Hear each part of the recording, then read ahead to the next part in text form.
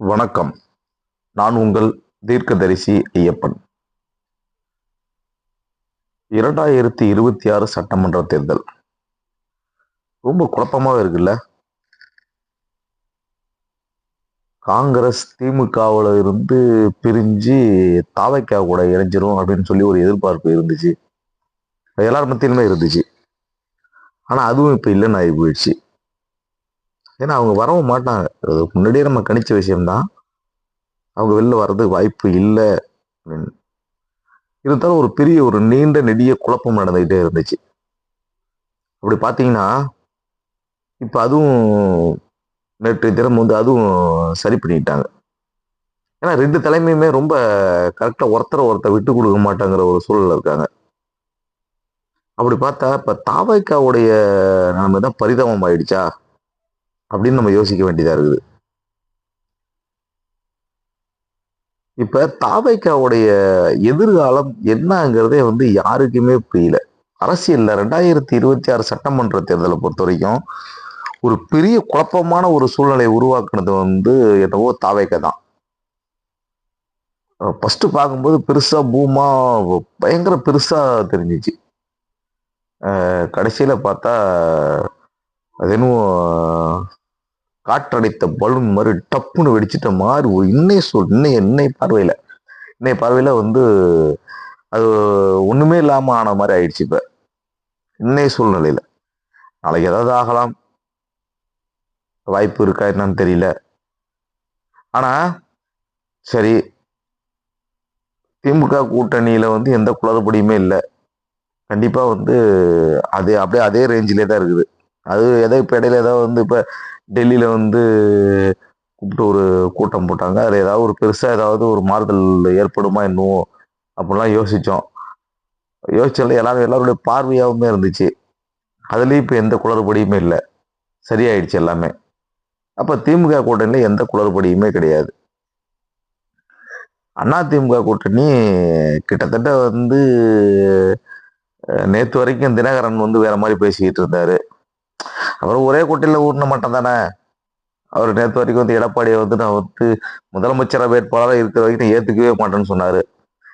இன்னைக்கு எடப்பாடியை பத்தி அவர் பேசுறதே இல்லை. இடையில அந்த கூட்டணியில் இருக்கக்கூடிய தலைமை சொல்லுவாங்க, கூட்டணியுடைய தலைமை சொல்லுவாங்க அப்படின்னு சொல்லும் போது தெரியுது அவர் திரும்பவும் அதிமுக கூட்டணி பாஜக கூட்டணியில திரும்ப போறாங்கிறது அது உறுதி.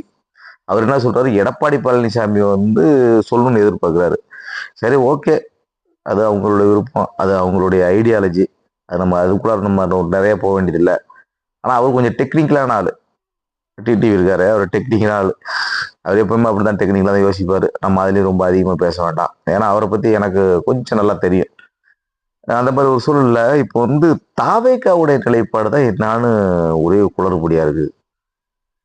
கடைசியா பார்க்க போனா ஒருவேளை தாவேக்கா தனிச்சு விடப்படுமோன்னு ஒரு சந்தேகம் இருக்கு. தனிச்சு விடப்படுமோங்கிறது முடி ஒரு தொல் திருமாவளவன் அவர்கள் சொன்ன மாதிரி நிறைய ஆஃபர்லாம் போட்டு பார்த்தாங்க. ஒரு பெரிய கூட்டணியை கட்டமைக்க முடியும்னு எதிர்பார்த்தாங்க. எனக்கு என்னவோ டிடிவியும் இந்த பக்கம் வர மாதிரி இன்னைய சூழ்நிலை ஒன்றும் எனக்கு ஒன்றும் புலப்படல. அவரு மறைமுகமாக சொல்லிட்டாரு, ஒரு ஏற்கனவே இருக்கக்கூடிய ஒரு கூட்டணி தலைமை அறிவிக்கும் அப்படின்னு சொல்ல. ஒரு கூட்டணினா திமுக கிடையாது. அந்த கூட்டணியுடைய தலைமை தாங்கிறவங்க அறிவிப்பாங்க. அப்ப நான் சொல்லணும். அதே மறைமுகமா சொல்லிட்டாரு, சூசகமா சொல்லிட்டாரு. அவர் திரும்பவும் அதிமுக கூட்டணி எடப்பாடிக்கு கீழே தான் போய் ஒரு இருக்க போறாருன்னு தெரிஞ்சு போச்சு.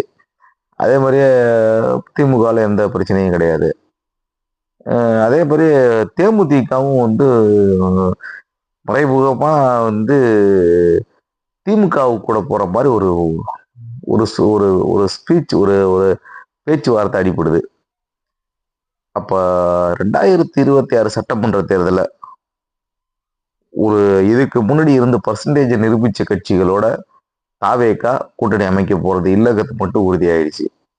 அப்ப தாவேக்கா கண்டிப்பா ஒரு மிகப்பெரிய கூட்டணினா அது மக்கள் கூட்டணி கூட தான், மக்களோட கூட்டணி அமைச்சு தான் இந்த 2026 சட்டமன்ற தேர்தலை சந்திக்கும் அப்படின்னு நான் கணிக்கிறேன்.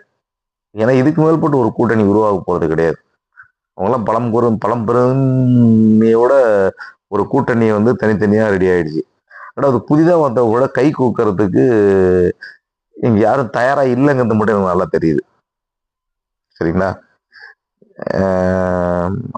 டிடிவியா இருக்கட்டும், ஓபிஎஸ்ஆ இருக்கட்டும், தேமுதிகவா இருக்கட்டும்,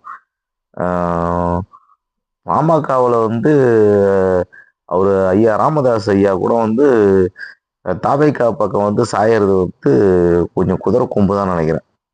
ஆக மொத்தம் விஜய் அவர்கள் தனித்து விடப்படுகிறார் அப்படின்னு தான் நான் நம்புறேன்.